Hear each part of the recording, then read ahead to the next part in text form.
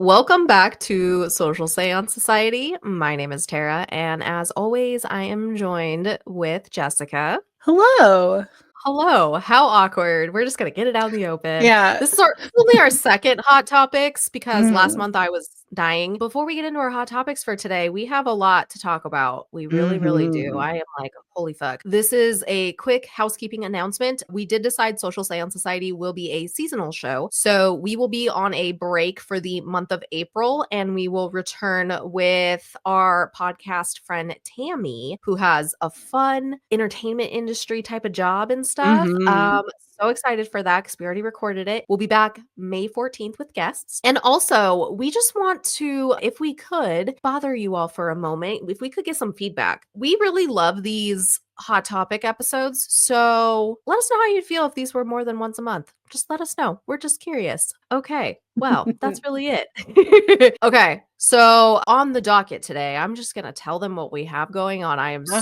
so excited. Okay. So we have Yolanda Saldivar because in real time, actually, depending on when this comes out, if she gets out, her parole day is like happening around here. I will put something on the Mhm. screen for those watching. And we're going to talk about Casey Anthony's return to TikTok for 2 seconds. She's still Uh, on Substack. Jen Shah, for those who may remember her name from when we talked with Jordy earlier in season 1 from Real Housewives, we have some news and updates with her. And then we have some Joe Gatto headlines that are not so great. Jessica, I will let you be dealer's choice. Do you have one you'd like to talk about first? I feel like the Joe Gatto one will be like the quickest Yeah. one because the other ones we might go forever. So for those of you who don't know, I was doom scrolling last night and I came across a TikToker and she was talking about this girl who has come forward with allegations of sexual assault against Joe Gatto. If you don't know who Joe Gatto is, that's fine. That means you don't watch cable TV and that's great. He is a former Impractical Joker star. And if you don't know the show Impractical Jokers, it's basically these like four like lifelong best friends got a prank show and they're like old as like they're older. So it's weird. And they Mhm. do things from like fake focus groups to like asking people or try to get people to say things on the street. It's all happening in New York. And I will say, like, I've watched the show and there's been enjoyable things. And I actually really liked Joe. I thought he was funny. There's a guy on the show called Murray. I saw him live when he came to Sacramento. I literally on the show that like you get punished if you like fail all of the pranks. And one of them he Mhm. had to get a tattoo and he actually pulled down his pants at the show and showed his tattoo and I was really excited about it. Good. But what the story is that a girl, she was 19 at the time. This happened in June of 2023. She was 19 at the time. She was a fan of his. She saw him on the street. Her and her mom saw him on the street. They like took a photo. It was a whole thing. And then she later DM'd him and asked if she could get tickets. This is something that happens. Like, I don't want people to think like, oh, that's weird. No, that's something that people do. People will DM celebrities and be like, hey, can I get a ticket to your show? And sometimes celebrities come through. Joe Gatto did. He provided her with tickets and he gave her like a meet and greet pass. So, like, up until this point, super fun, super great. You're like, oh, this is like one of those celebrities that like really is there for their fans. Well, she goes to the show, she does the meet and greet, and then she goes home. Mind you, she's 19, so she's like not going out to the bars to drink. She comes home, she starts drinking with her roommate, and then her and Joe start texting. Now, mind you, Joe is married. He is like famously married because he talks about his wife on the show a lot. He has children. It's a whole thing. They start talking, blah, blah, blah. The night goes on. She tells Joe, hey, I'm drunk. Like I've been drinking. She's 19. He then, because they're DMing on Instagram, swipes up to put it into vanish mode, which I only do on accident. I don't know. I do it on accident all Mhm. the time to Tara. And I'm like, how the fuck do I get out of this shit? Like, and then I panic because I can't get out of vanished mode. And I'm like, not doing shady shit. I just can't get out of it. I want everyone to know that. So if you ever if you ever like message me on Instagram and it accidentally goes that way, it's because I don't know how to work the phone. So he swipes up. She's obviously intoxicated. He invites her back to her hotel room or his hotel room. And this young girl makes a decision, like not thinking it through because she's drunk, goes to his hotel room. Then she gets there and he sexually assaults her. I'm not quite sure of the details on that. I don't really know. She sobers up, comes to realize what has happened. She reports it, going to the police. She's doing the whole thing. The really sad thing about this is that she decided that she was going to take her story online because it wasn't really getting any traction. The women of the internet, the disappointment I have in you. Half of the internet is attacking this girl. Like, what did you think was going to happen if you went to his hotel room at night? Like, what the fuck? This little baby girl who's 19 is drinking, not making decisions that are, she knows that she made a mistake and made a decision and she put herself in a risky spot, but stop fucking victim blaming her. So in gross. her mind, like, she's going to meet this celebrity, and you can meet a celebrity and not have sex with them. You can hang out with a celebrity and not have sex with them. If you're too intoxicated to understand what's going on, that's sexual assault. And a grown-ass man, he was like, he's 48 now. So like 2 years ago, he was 46. He had a fucking working knowledge of like what is proper and what is improper. He could have determined that she was not in the right state of mind to have sexual intercourse and could have put it off. And like, maybe she did want a consensual relationship with him. He should have waited till she could give consent. And shame on you women who are in those comments, like calling her terrible names and saying it's her fault. People make mistakes. And the fact that he put it in, like, she said that she was drunk and then he swiped into vanished mode and that's when he asked her to come hang out. That's sketchy as fuck. Now, he has released a statement. He said, I have used poor judgment and as a result, I have violated the trust of the people I love the most. But anyone who knows me at all knows full well that I wouldn't assault anyone. Working on myself is an ongoing process, and I am now going to take some time away from the public eye to focus my energies where I need to. Wow, way to take no accountability for what you've actually done. Way to basically say, like, I did this, but I didn't do it, but I did it. Like, I invited a teenager, because she's 19, over to my hotel room when I'm married. And also, why not, like, let's say, for instance, in like a world, Joe is also drunk and like, shit happened and he's like, didn't actually mean to do this to her. Let's say, I'm not saying I don't think that at all. I think he very much preyed on her. But the accountability part of this would be like, I am so sorry. I wasn't in my right mind either. I am so sorry this has had an adverse effect on you. I want to make this right. Like, how can I help you? Can I pay for counseling? What can I do? Here's my public apology. This is basically saying, I'm sorry to my wife and kids that I fucked another girl. 1,000%. Yeah, exactly. That's what it was. It was no acknowledgement of the victim. Right. Just those who are in his immediate life who he's seeing every day. And that's not okay at all. Right. And it breaks my heart for this girl because she had to go online and advocate for herself and be like, this adult man who could be my dad made this decision and is taking zero accountability and people aren't taking me serious. And then to go online and then be met with, well, why did you go to his room? What did you think was going to happen? You put yourself in this position. That is like, well, did you see what she was wearing? That's that behavior. Exactly. Same vibe, 100%. To me, I'm just like, we should be going around and saying, this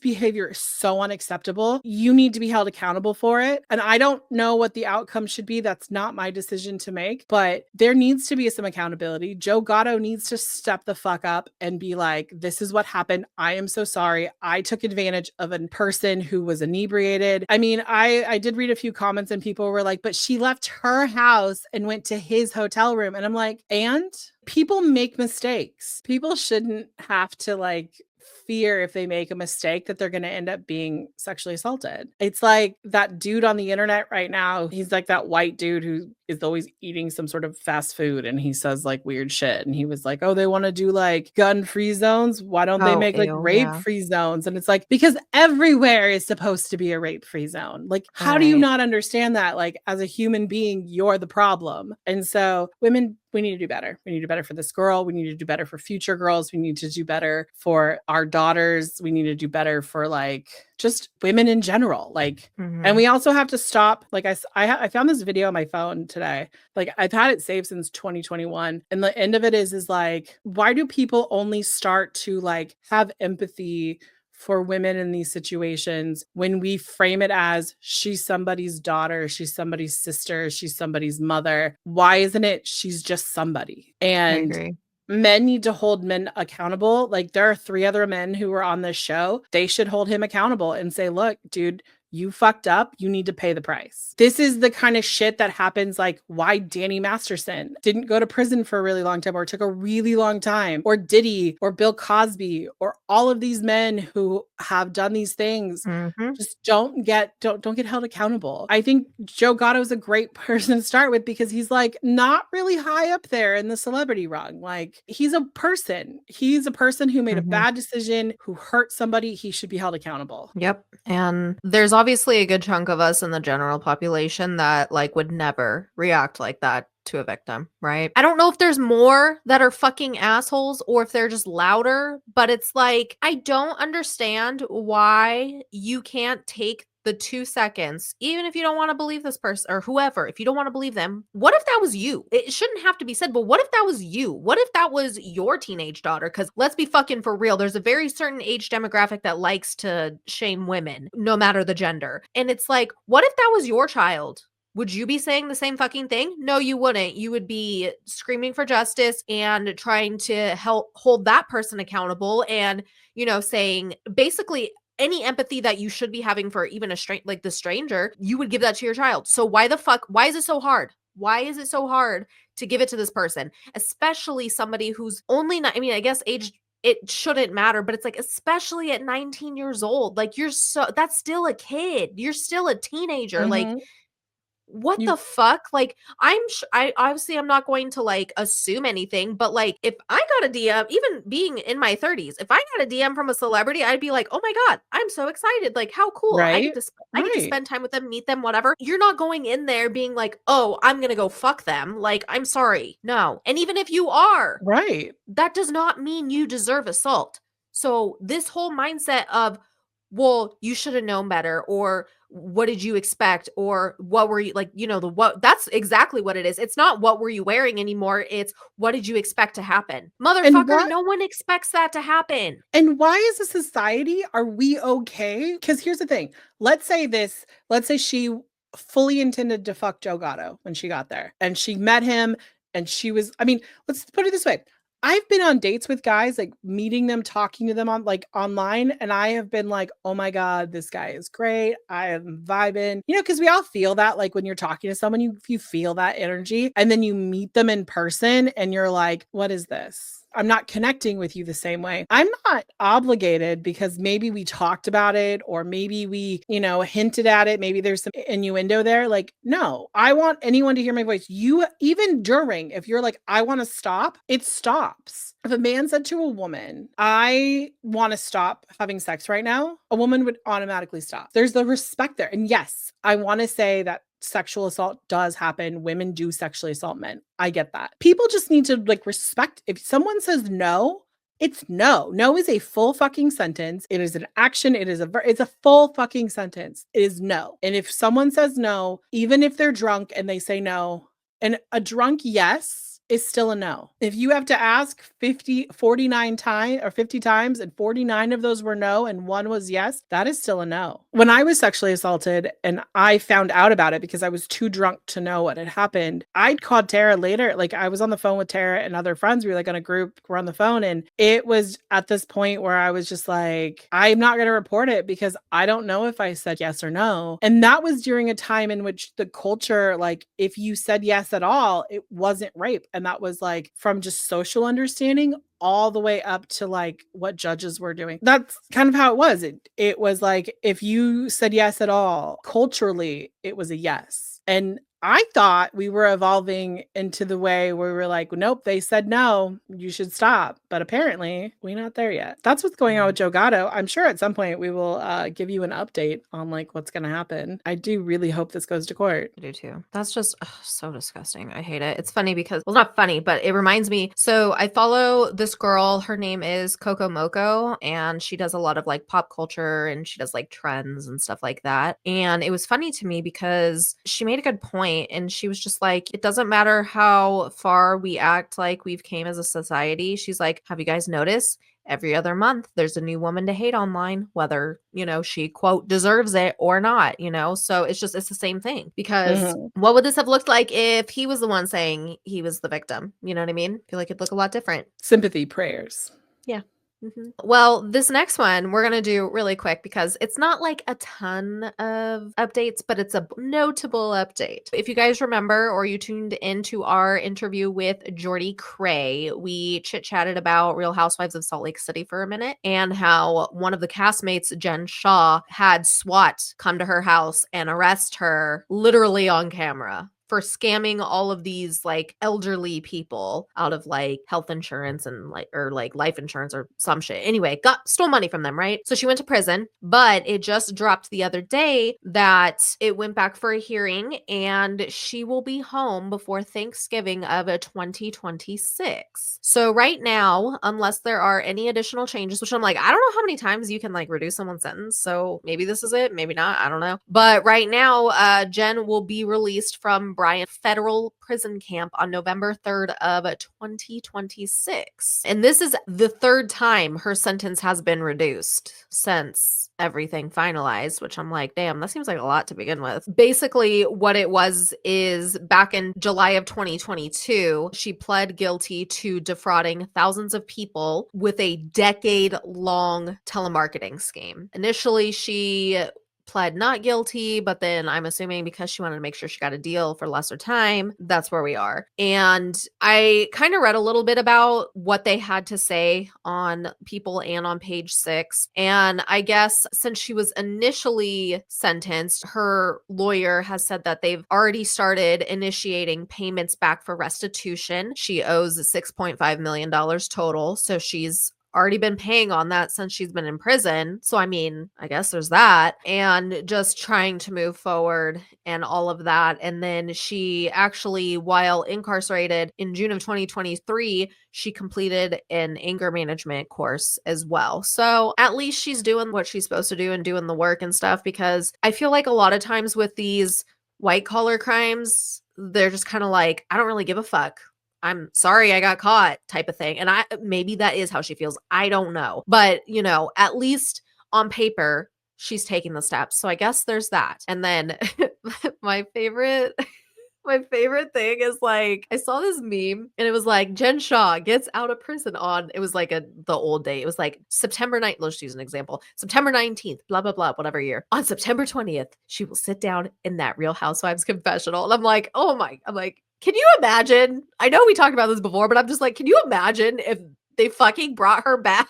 I mean, it is a way to boost those ratings. Like, if you were sitting there, like maybe not as like a series regular, but like maybe doing her own version of life after lockup. I mean, I could see it. And then her rep made a statement to Page 6, and I'm going to read this really quickly. This is kind of just talking about like her time while incarcerated and stuff. And they said, through journaling, homework, audio sessions, and the 2-hour weekly group sessions / class, I've learned, this is Jen saying it, obviously, I've learned more about what anger is and where it comes from and healthy ways to respond and react that are safe and beneficial. She explained that challenging unhelpful beliefs was one of the most important tactics she studied to create alternative outcomes from high stress situations. And she said, quote, I learned you can have the same activating event, but get a different outcome using the tools we learned and implemented each week. So, I hope this is genuine and I hope it's true and she never does anything like this again. But I know we were like, oh my God, is she still with her man? Is she still married to the dude she's been married to since like the 90s, yeah, they're still together and everything. So he's standing by his woman. So yeah, we'll see That's what good. happens with Jen Shah. Yeah, that's pretty much that one. So we'll go to Yolanda first, and then we'll wrap with Casey before we get into our monthly Okay. favorites. Oh, that fucking bitch Yolanda. That bitch Yolanda, if you get out, I swear to God. First of all, when she went, I have to say this, when she went to the parole board, she's now doing this whole, it wasn't totally my fault. It was actually partially Selena's fault for me shooting her. Like, oh, pardon me, she defended herself, so she had the audacity to try to not die, and then you fucking shoot her. Like, bitch, no one's fucking buying that. No one gives a shit that that's what your skewed view of reality is. I'm sorry. No. So many things with Yolanda. Like, first and foremost, like, she's like, Selena is at fault because she became aggressive with me. You were stealing money from her. She was trying to fire you. You were gaslighting her. She was frustrated. She probably raised her voice at you. And you pulled out a pew pew and shot her. That is like, oh, I like tickled you and you stabbed me. Like, those are different things. Like, no. And one of her family members talked with the Post and said Yolanda knows what she did was wrong and she takes responsibility for it. But she was reacting to the way she was confronted. And I'm like, no, there should be no but. And this family member goes on to say, she says that Selena came at her really aggressively. She was so thrown off with how forceful Selena was being. Everything happened so fast. If Selena had confronted her differently, this would have never happened. Bullshit. If Yolanda hadn't brought a gun, this would have ended up differently. What the fuck are you talking about? Facts. You know what could have happened? Yolanda could have walked away. She could have just fucking left. There are so many things. And correct me if I'm wrong, Tara, but was Selena not shot in the back? Yeah, she was still like able to go. Remember, she went to the lobby and she was like, Yolanda fucking shot me, help me. You know, like she was still alive. She didn't die immediately. So they actually initiated this look back in October of the previous year. And it's just like so crazy because the eligibility date will be March 30th, which I believe is just a couple days after this. It'll be a couple days after this comes out. It wouldn't be like they parole her and then she's out tomorrow. It'll be like, if you think of Gypsy, like she was paroled and then it took a minute. It's going to have to be like Gypsy as well, where they're strategic about letting her out because oh yes, it says on or around March 30th because people are gonna be showing up for this and her being in prison is probably safer than her being out. So she's in protective custody in prison. She's not in like Gen Pop. She's not sleeping in like a bunk. You know, she probably has her own cell. She probably like for her own safety. I think it's correct. She is safer in prison than she is out of prison because outside of prison, people are just really angry and they might not kill her, but she might live a very like stressful life. Well, good. So the decision will be made by March 30th. And then after that is when the release would be scheduled. If she is released, if they deny her request, then this would be relooked at next year, like a year after. So I hope your ass doesn't get out. But if you do, I have nothing nice to say. I don't wish you luck. I don't wish you well. So there's that. I hope you always have an ingrown toe. I hope that fuck you have to wait to pump gas. I hope, like all those weird, inconvenient things. My favorite part of this article that you posted for us was one of the final things is that she hopes to get out and get a job. Who's gonna hire? This is Yolanda's family member. Is like, who's gonna hire her? No one. Like, you don't want to be the person who hires Yolanda because one, your business is going to get hated on the whole time. And I honestly, like, my thought is if she's victim blaming Selena at this point, she has not learned her lesson. Like, the lesson is I should not have killed her, full stop. Not I shouldn't have killed her, but like, really, it was her fault. Like, no, that's not how that works. That means if Yolanda gets out and someone else is aggressive with her, she thinks it's rational for her to shoot them. Yeah. I hope you don't get out and I hope you're right, Yolanda. All right, moving on. So our other least favorite person on the internet, I don't even need the article I provided for Jessica because let me set the stage. I'm sitting there doom scrolling on TikTok and I am like, that is Casey Anthony. What the fuck is this? Because I have never seen this video. Because of course, like, she's not like verified or anything, but like, I'm thinking this is going to be some weird fucking you know, people make fucking fake accounts all the time. Like people do it with like actual celebrities and stuff all the time. Right. You know? Like it could So I be was like, AI, it could be something like that. Yeah. right. So I'm like, what the fuck is this? Well, let me tell you what the fuck this is. First of all, stupid fucking coward has her comments turned off. And she's talking about, like, she's coming on here like, hi, I'm Casey Anthony. I have been an advocate in the legal space for the last 11 years or whatever. And fails to mention that, yeah, the reason why you're a advocate is because you were on trial for murdering your daughter and you got out on it on a loophole. Gonna plug, we have like a however many part series on our Three At Smooch least Girls channel. 6. Yeah, like 6-part, 5-part. Because we also recapped her doc, which I haven't put that episode up. I might do that as well. Oh, But yeah, we anyway, have that. we covered the murder of Kaylee Anthony, and then we also discussed that as well. Going back is the dangerous thing with this is there is a lot of Gen Z that didn't even know who she was. Right. Being like, what the fuck? Like, okay. But then all of us millennials and Gen X and everybody else came out of the woodwork and was like, no, no, no, no, no, bitch. We know who the fuck you are. If you're such a fucking advocate, what the fuck have you been doing for the last over a decade, not trying to advocate for your daughter's real killer? Preach. Answer that. Preach. Answer that. Well, you And can't advocate to find the real killer because you're the real killer, but because of double jeopardy, we can't fucking put your ass in prison anymore. yeah, she knows this. She's not stupid. I will say that. Casey Anthony is not stupid. She's a piece of shit in every other way possible, but she's not stupid. I will give the woman that. But anyway, so she gets bullied off of TikTok. Yay, go us, good. But unfortunately, she has remained on Substack. And she has paid subscribers. She actually has paid subscribers, and it is the Why? most fucking disgusting thing ever. I do not understand. I don't get it at all. It is so gross. And she is basically using that platform to talk about like the most random shit, like quote, quote, legal wise. Cause obviously she's not fucking anything. So she can't give any kind of advice anyways. But like what was interesting to me was she wants to try to tap into the wrongfully convicted crowd, right? And I'm like, anyone but you, bitch. No.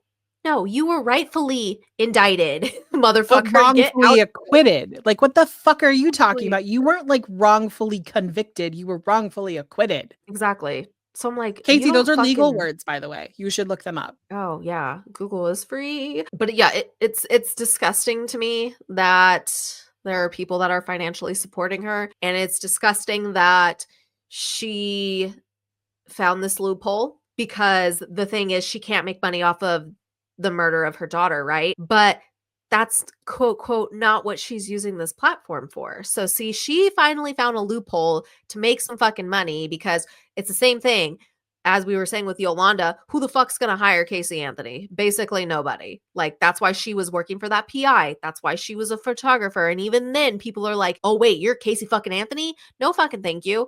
So Right.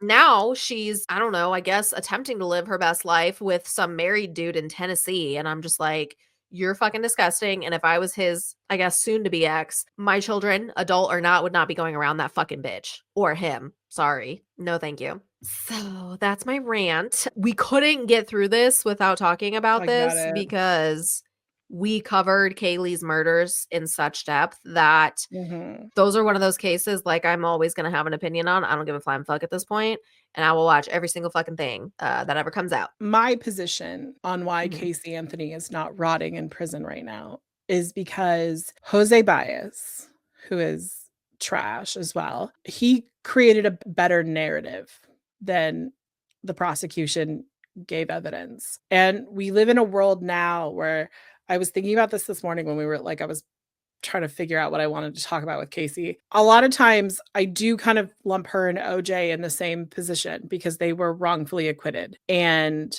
I will stand for that. Like, that's my opinion. That isn't slander. That is my fucking opinion. Casey Anthony had a lawyer who crafted a better narrative than the prosecution gave evidence.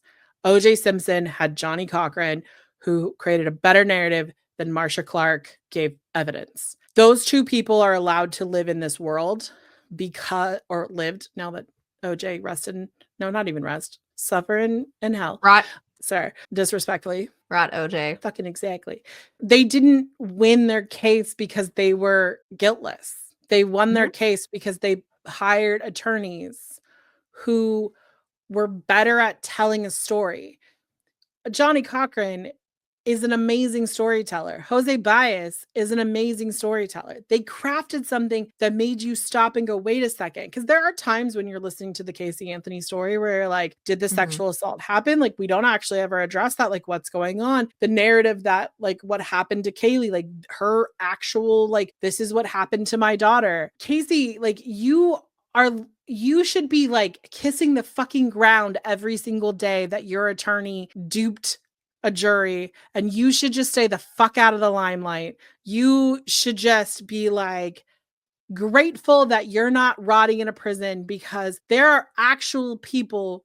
Like, I think of like the Central Park Five. I think of like, oh, what's that famous case? The one when we did the not Memphis. Is it the Memphis 3? No. The West Memphis 3. Mm-hmm. Yeah, the West Memphis 3. Actual people who were wrongfully like accused and served time and convicted and served time, and then found to be innocent. Those people truly deserve that kind of justice. Like, I know that people don't like Kim Kardashian, and I'm not a really big fan of her because of her political leanings and her ex-husband and all that shit. But like, when she like is like, I really want to help the wrongfully convicted, she's looking at those type of cases. She's looking at the people who got a bad break because, let's face it, a lot of times the color of their skin, the amount of money in their family's banks, just their social status, and people just like being prejudiced. That's why a lot of people are sitting in prisons. Statistically, it's that way, whether you want to believe me or not. Casey Anthony, you are fucking the luckiest bird on the planet, because honest to God, like, if you didn't have Jose Baez, if you had had some shit attorney, you wouldn't be making your little money on Substack, helping people legally. And that's the other thing, is how are you a legal advocate? Like, what are you doing to advocate for them? I work with actual advocates, like people who like advocate for legislation. I work with attorneys who advocate for those who have been wrongfully hurt. All you're doing is self-promoting. You know what? Fucking own it.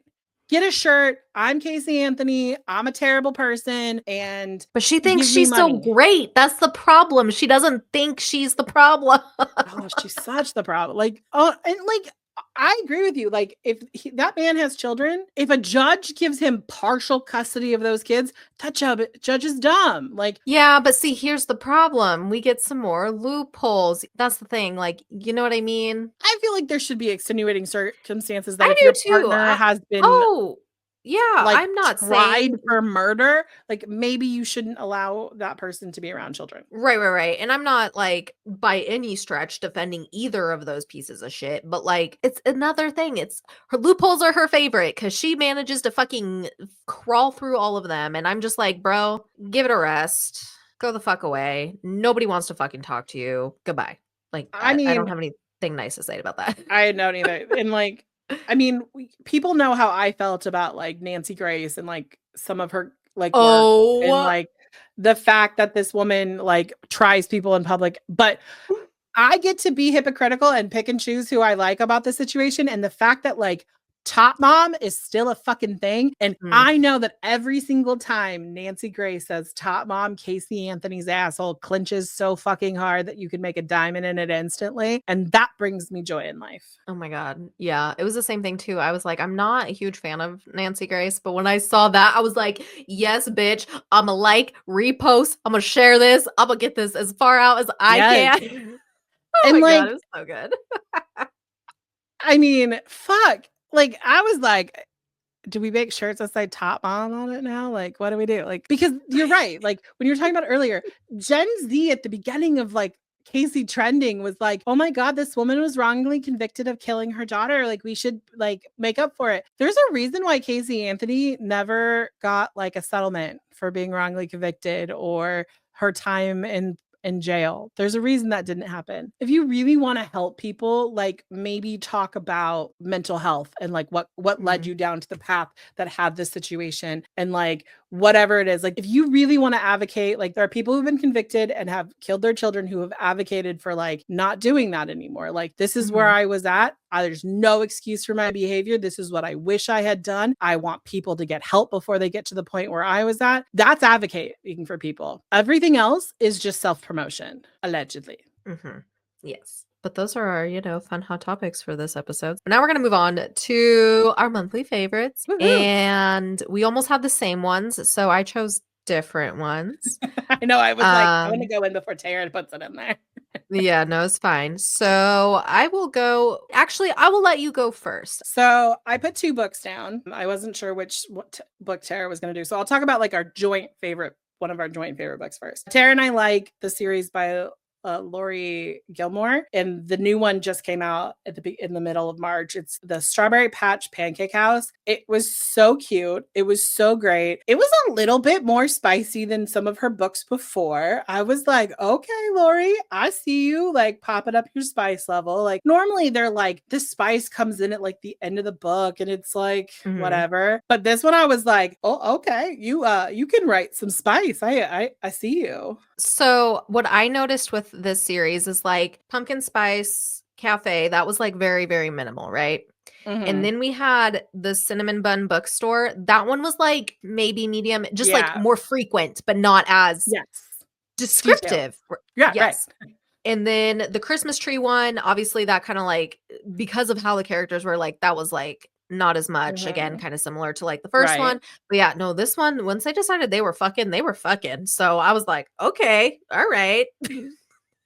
I was like, oh, we getting into some tropes. We getting into some like kinks. We're in it. Yeah. And I appreciated one that even though single parent trope is a common trope, I like that it was the dad. That's not a spoiler. That's literally like in the description on the back of the book. I like that the dad is the single parent. And I thought throughout the whole thing, that conversation of grief and supporting the daughter, because I'm pretty sure this isn't a spoiler, like the male main character comes to Dream Harbor because he finds out he has this kid and the mom had passed away from like a car accident or something. And I just thought that was like, I liked how she had the depth of that within this. And I feel like for me, at least, this kind of sets like, you could tell she's really getting comfortable and getting in her stride with this series. So I appreciate that aspect with it without it being too heavy at the same time. I agree. I love that the grief was like its own character. Like the fact that the male or the main female character was like helping a child kind of go through this from a child's perspective, but also the main male character was like, he hadn't seen this woman in 5 years and just had no idea he had a daughter, and just having that loss in his life of being like, I don't really know who this woman was at the time of her death, but like I have a kid, and also being like, what do I do with this kid? Like I'm a chef. It was so cute, and just like how the female main character was just like, I don't want kids. And I was like, oh, you gonna be a mom. I just know, because that's the way these stories go. And it was cute and it was beautiful. And I loved the little girl in it. She was so cute and adorable and like inquisitive and like not really that kind of kid who often you see in these kind of like tropes where they're just kind of like background noise. She was like an actual character. Yeah, she had a solid place in the storyline. Yeah. My God. It's like every time I read another book by her, I'm just like, I don't understand how I can like love you and love these characters anymore. And as much as I love these like fluffy romance type of cozy series, this for me at least is the first one in a long time where I have been like, oh, the new book's out. I'm fucking reading this right now. Like, and that's you and I both were for this. Yeah, both of us were like, "It's out, motherfucker! Did you get it?" Because it was like it came out like on Audible a week before it came out, and so like I had already like we basically had already finished the book before the book came to us. It was so good, and I absolutely I love her writing style. It is very like, if you want a series that you want some spice in it, but you don't want the spice to be the main focus, is great. I do love that in every book she like brings back characters and like really develops like it is like there's this town, and I can't wait to see like where she goes with it to get to the point. Like I hope, because I know she's slated to like I think write 7. I hope she just like keeps bringing people, because that's what she does. She kind of like keeps bringing people in. Like in the Christmas Tree Farm, we meet Iris, who's the main female character in here, but she wasn't in the previous books. And I love that that's kind of like how characters get introduced is all of a sudden they're like, oop, they pop up in this book and now they're like the main character in another one. But I will be honest, I cannot wait for the next one. The next one. There's two people that like this entire time they have been like dancing around each other and you're just like, just do each other already. Yeah, I'm pretty sure there's even like a line about like, do you guys need to make out or kill each other? Like something like that in it. And I also love that the main like event thing because there's always like a main something going on, right? I love that in this next one, not only are we going to get their story, but it's the couple from the first book's wedding. So I love that so much because that I feel like at least what I have read, it's not like very common that they bring back characters as a more main focus from like a different book again. Cause like I feel like we will get, you know, a decent amount of like I can't even remember the dude's name, but like Jeannie and the guy she ends up with. Logan, yeah, sorry. But I'm so excited. I'm so excited. It's so cute. Okay, sorry. No, I'm 100% there. And then another book that I did on Audible, it's called Once Upon a Crime by Bryn Kelly. Highly recommend. It is kind of more like audio drama-y. It's definitely like read from like points of view, but there are moments where like the female narrator reads them, like speaks for a man. It's super cute. It's about a girl who goes missing and her sister, who is a librarian who doesn't watch TV, doesn't own a TV, doesn't watch TV, doesn't go on the internet. Like she goes on the internet to look at books. Like she's truly like a book, like she's a bibliophile. Like she's really just all about books. She's a librarian in LA. They were raised in kind of like this like commune type situation, and so she really doesn't know anything. She goes onto the set of a movie where the main character is like the Hollywood man, and he's kind of a nepo baby, and he's had some like bad shakes and like with paparazzi, and like the characters get really deep. Like there's like drug use issues and like all these things, and basically she's looking for her sister because her sister has gone missing, and they kind of just start searching, and it takes you on this like wild ride where basically she becomes an extra on the show that her sister worked on that went missing, and then she stays behind, and then the guy stays behind because he's like trying to clear his head, and the main character dude, and then they like force proximity, go on this like this 3-day adventure to like find her sister, and they end up falling in love. But it's like super layered because there's like all these other people, and there's like the police are involved and the paparazzi. It's crazy, let's just put it that way. And I would highly recommend it. It was really entertaining. And I was like, this was it was like, there were times where it was like laugh out loud funny. And then you were like super concerned. And then you're like, oh my God, what's going to happen? It was good. I recommend. I love. So since I saw Jess picked Strawberry Patch Pancake House, that was going to be mine, but I am going to come with another one that I absolutely love. And actually it comes out, I think April 1st or so. So technically when if you're listening to this when we publish, it's not out yet. It's called Follow Me by Elizabeth Rose Quinn. And I ate this fucking book up. So it is a thriller. In the description, it says like, if you love the Heathers and you love, like, it was like another thing with similar vibes, like horror comedy, this is for you. And you guys know at this point, I love horror comedy. So I'm like, fucking bet, guys. So our two main characters, they're a set of twins. The first twin, her name is Kiara. She is a stay-at-home mom, and she ends up, I think, winning, and none of this is spoilers, this is all in the description. She basically like wins this ticket to this like mommy influencer like summit weekend thing in Northern California. And also when I saw Northern California too, I was like, bet. So she goes to this weekend, and it's fucking so funny because it's like, you know, we are not pro family influencers, and this author also is clearly not that, because she just makes so much fun of like the tropes and stuff with it, and like it's ridiculous and it's funny. I love it. I don't want to give spoilers, but anyway, basically she goes missing after this event. She never makes it back home after this. So then our shift focused to her twin sister. Her name is Adrian, and basically it's at a standstill at this point. She is really frustrated because, like, this isn't really too much of a spoiler, but basically her sister a long, long time ago had really been in the party scene, had used substances, things like that. And her sister was still like kind of a wild child in a sense with that. So it was like they were both living very different lives, right? Well, Adrian got pissed at Kiara's husband because he mentions this. So then the minute that that's mentioned to the cops are just like, whatever. Like, she probably went on a bender and ran away to Canada. Like, literally, that's what they fucking say. And it's like, Oh she has a my set of twins that are like under 2. They're like 1. Yeah. men.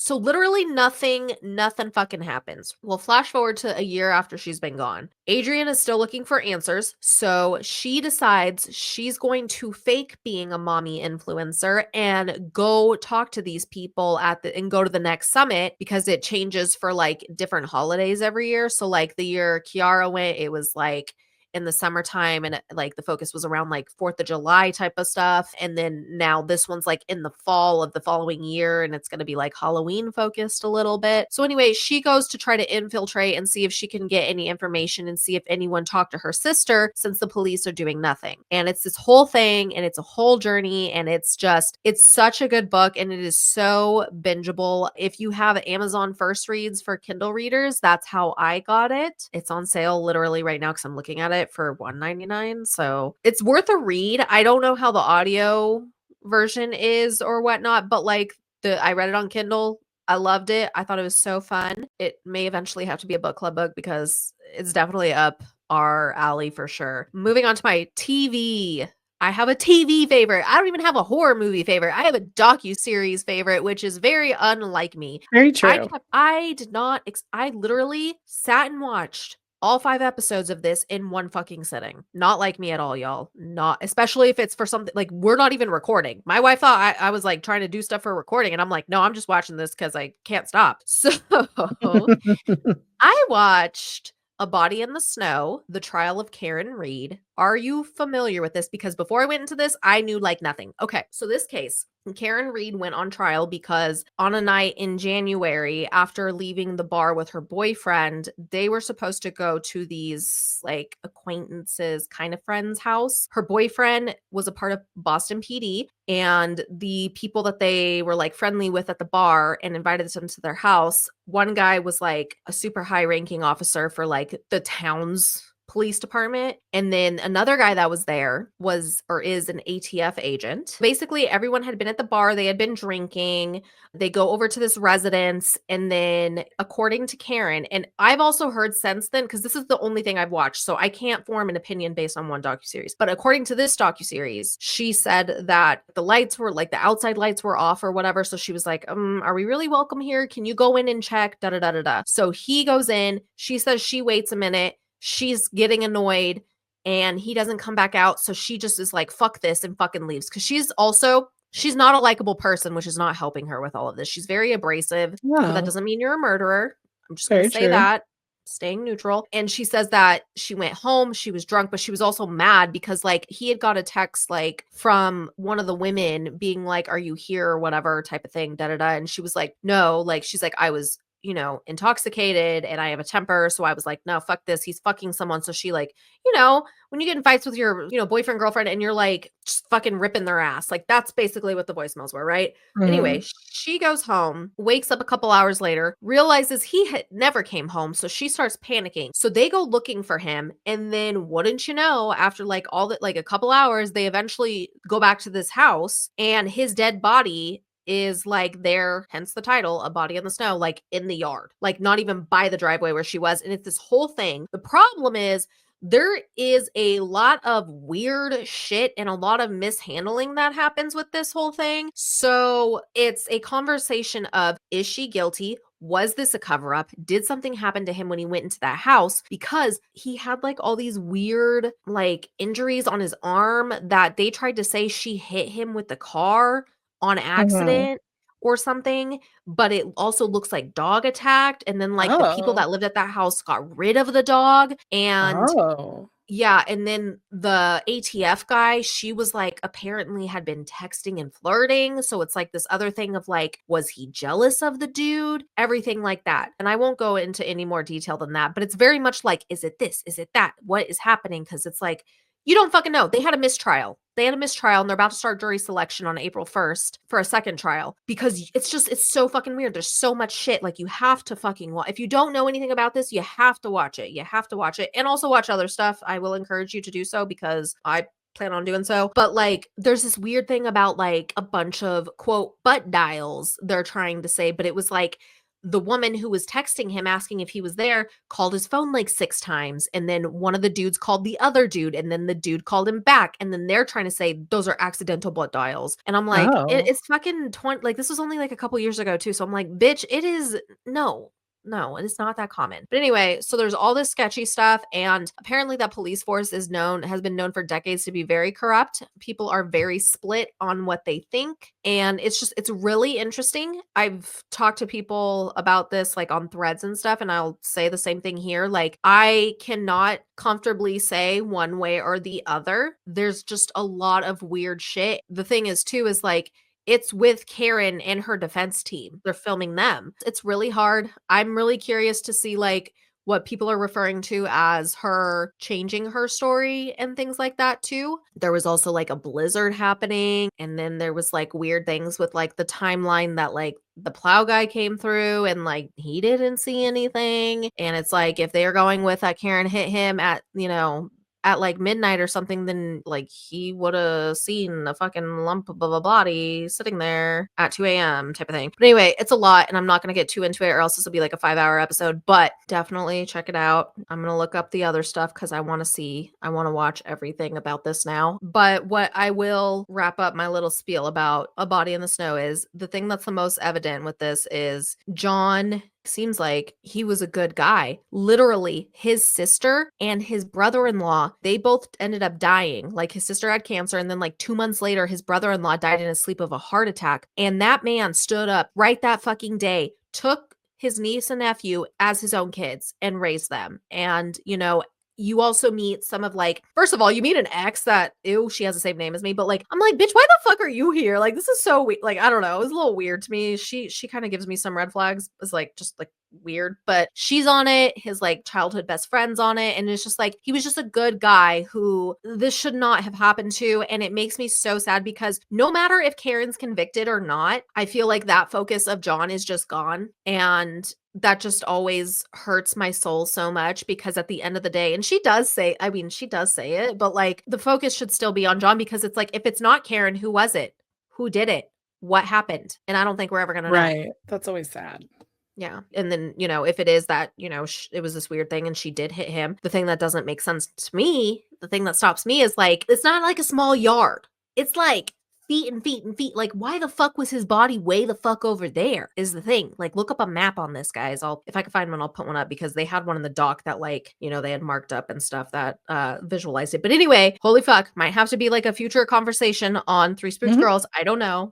We'll see. But they're like 45 minutes each. So, it's a couple hours out of your day. If any of you are invested in this Karen Reed trial, I would love to know what your thoughts are at the moment. It's almost like Scott Peterson for me because I'm like, you guys know, I'm like, I can't say, I don't know. Like, I don't know for sure. Like, I think this, but I could be wrong. And it's the same thing with this. Like, I do lean towards the cover up just because of all of this shit, especially, oh my God, the fucking woman has a Google search on her fucking phone that says how long to die in the snow at like 2 something in the morning.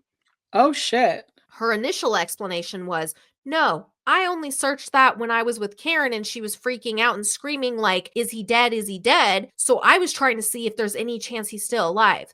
Fine and dandy, because there were searches later when she was with her that coincide for those timestamps. It was like 6 something in the morning at that point. But the prosecution comes back and says that they brought in this like expert and was like, oh, well, if you open a tab on iPhone and you come back late to that tab later and search something, it's going to act like it's that. But I heard, don't take it for Bible, but it's like, I heard that was debunked because apparently the iOS on her phone was different than what they were referring to. I don't know how true that is. It's a shit show for sure. And I can't believe more people aren't talking about it, if I'm being honest. It's crazy. But yeah. I'm excited to watch it. Yeah, I think you'll enjoy it for sure. It's with ID Channel. I watched it on Max. So y'all can watch it there. All 5 episodes are up. But before we wrap up, Jessica, please tell what your favorite show was, because this was also a favorite show. But again, I didn't pick it because you wrote it down first.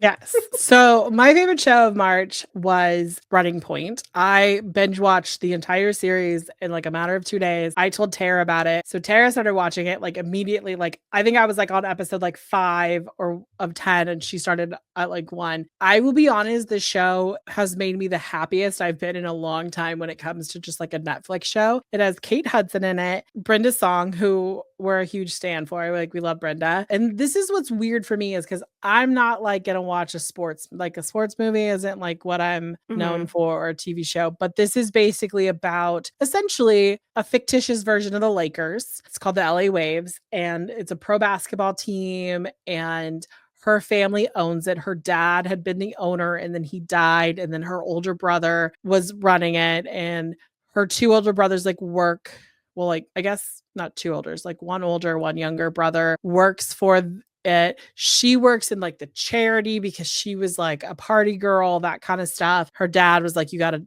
act correctly, come in, work for us. They gave her a job, basically like stuck her in the back. And then it's this whole thing where the older brother gets into a car accident, but it's because he was like doing, I believe, like crack. He was literally Oh, like no, literally driving, crack. doing crack, crashes into like a restaurant and there's like people. So then he has to step down to go to rehab and he appoints her to step up and be the president and like to run it. And Mhm. they essentially it's like they weren't winning and now she's the president and like she starts making moves, she starts doing things and like, you know, growing the team and it's really great. It's thought it was like really well done. Kate Hudson I've been a fan of hers forever. Mindy Kaling is one of the creators of the show. So I am a huge Mindy Kaling stan. And one of my favorite parts is when there's my two parts I want to talk about.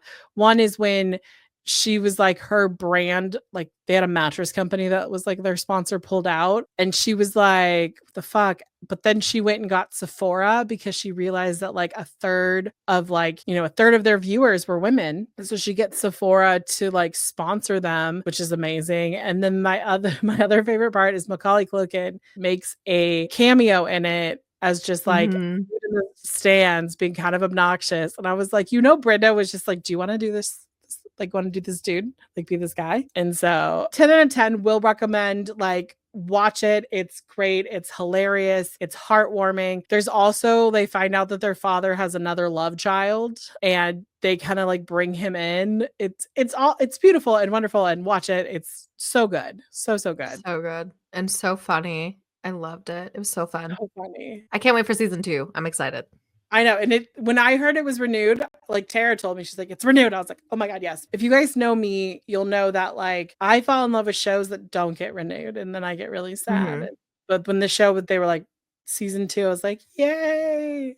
So Right, definitely I check it out. It's know. on Netflix. So good. All right. Well, that is going to go ahead and wrap up March's summoning session of our monthly favorites and hot topics. We hope you enjoyed. And if you guys are keeping up with any of this stuff, we would love to know. You can even let us know what your favorites were. We always love checking out books you guys recommend and shows you recommend and all of that good stuff. Again, reminder, we will be on a season break until May 14th, and we will be back with more guests and more hot topics and all kinds of fun stuff. And also probably a recap of our bestie trip because in the middle of our season break, we are traveling together. So that'll be fun. But yeah, with that, we will go ahead and sign off and we will see you back for season 2. Bye, guys. Toodles.